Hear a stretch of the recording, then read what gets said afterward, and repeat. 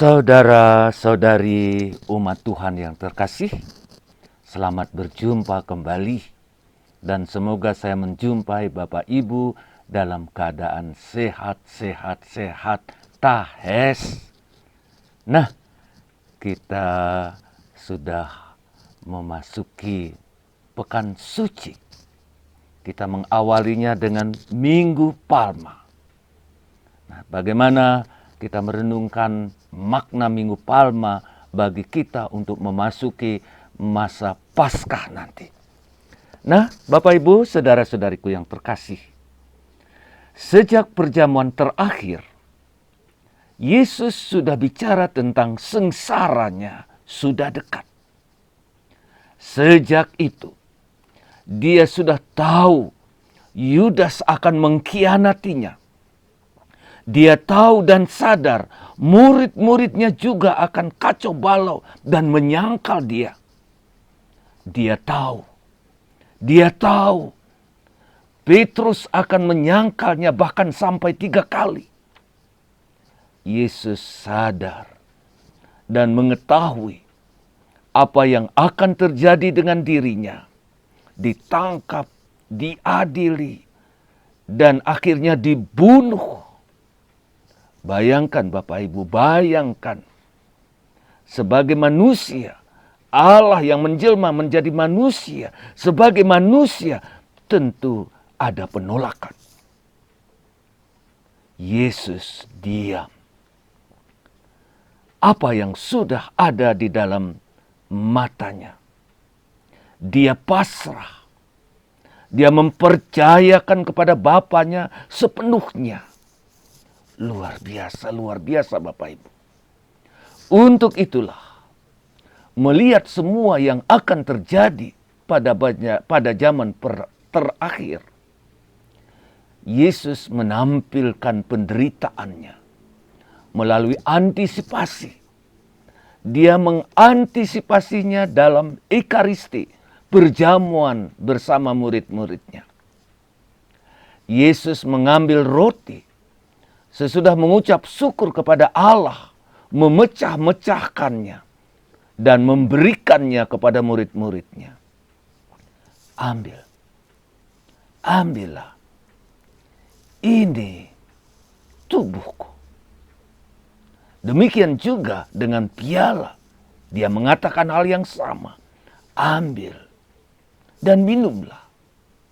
Ini darahku. Bapak Ibu saudara-saudariku yang terkasih. Ekaristi merupakan transformasi yang sangat mendalam dari sengsara yang mengungkapkan kasih yang luar biasa. Amin. Amin Bapak Ibu, amin. Dalam diri Yesus, peristiwa ini menjadi kehancuran.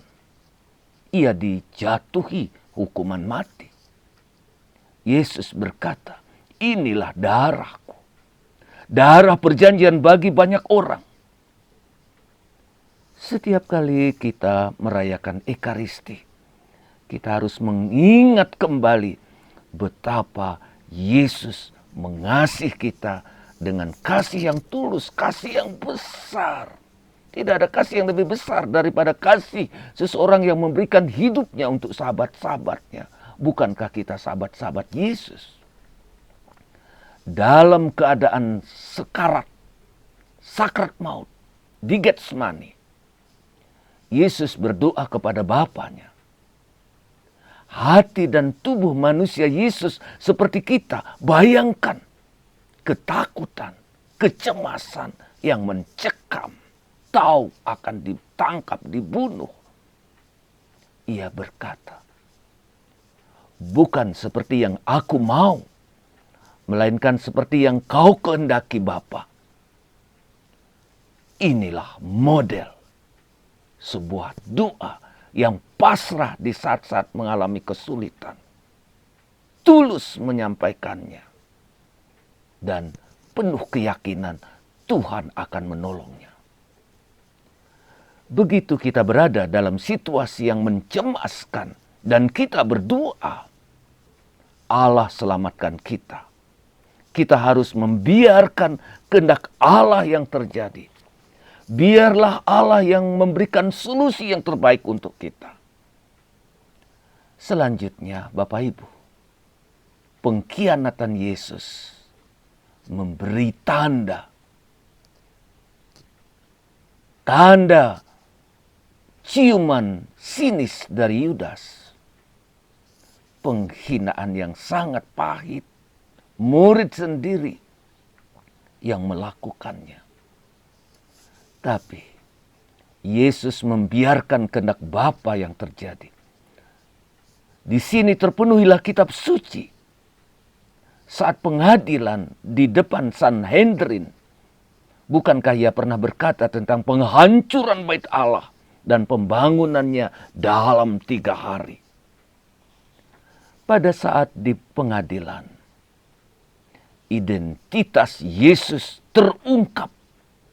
Mesias Putra Allah yang dikatakan oleh para serdadu dan diiakan oleh imam-imam kepala.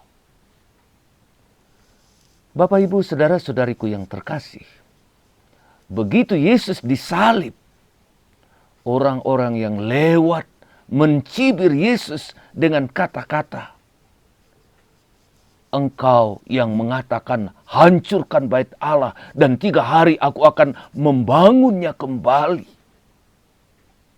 Pemimpin-pemimpin, imam-imam kepala juga mencibirnya, menghinanya dengan kata-kata sinis. "Ayo Mesias, Raja Israel, turunlah dari salib. Ayo kalau kamu memang Mesias, turunlah dari salib." Mereka ingin Yesus menunjukkan kuasa Allah terjadi pada saat itu. Namun Yesus tidak turun dari salib. Yesus tidak turun dari salib. Ia tetap bergantung di salib. Setelah tahu mati, baru mereka turunkan jenazah Yesus dan murid-murid Yesus menguburkannya. Bapak, Ibu, saudara-saudariku yang terkasih, bukankah dalam bacaan pertama dari kitab Nabi Yesaya sudah mengungkapkan apa yang dikatakan? Tuhan mendengarkan aku. Aku tidak memberontak, tidak berpaling ke belakang. Aku memberikan punggungku bagi mereka yang memukuliku. Aku tidak menyembunyikan muka ketika aku dinodai dan diludahi. Tuhan menolongku. Tuhan mendengarkanku. Luar biasa Bapak Ibu, luar biasa. Nah, Yesus tahu Dia lakukan ini supaya kita punya iman pada Dia. Dia harus tetap bergantung di salib. Berlawanan yang diharapkan oleh ahli-ahli kitab, imam-imam kepala, orang-orang Yahudi, supaya ia sendiri turun dari salib. Namun Bapak Ibu, bukan Mesias mulia, tapi hamba yang menderita. Hamba yang menderita. Salib menjadi lambang kasih melalui pengorbanan yang luar biasa. Salib merupakan kasih yang paling tinggi yang Yesus nyatakan. 2 hal nampak sekali saat Yesus mati. Tanda kenabian, hancurnya bait Allah, dan sobeknya tirai bait Allah. Karena kematian Yesus, hancurnya bait Allah. Yesus sebagai pengganti bait Allah yang menyatukan semua orang. Dan kesaksian para serdadu, orang-orang ini sungguh anak Allah. Orang ini sungguh anak Allah. Paulus dalam surat-suratnya mengatakan, kita ini anggota tubuh Kristus. Penderitaan Yesus adalah sebuah kejadian yang sangat tragis, menyedihkan. Itu dari sudut manusia. Namun dari mata ilahi, dari sudut ilahi, inilah kasih yang paling besar. Tidak ada kasih yang melebihi ini. Luar biasa Bapak Ibu. Semoga Minggu Palma ini menyiapkan kita, mengantar kita untuk memahami apa artinya Paskah bagi kita. Selamat merenungkan, selamat memasuki pekan suci. Tuhan memberkati Anda semua. Saya Romo Agus Inyoman Murtika SPD dari Domus Orationis Batu, Malang. Semua yang melihat aku mengolok-olok, mereka mencibirkan bibir dan menggelengkan kepala. Mereka bilang, ia pasrah kepada Allah, biarlah Allah yang meluputkannya. Biarlah Allah melepaskannya.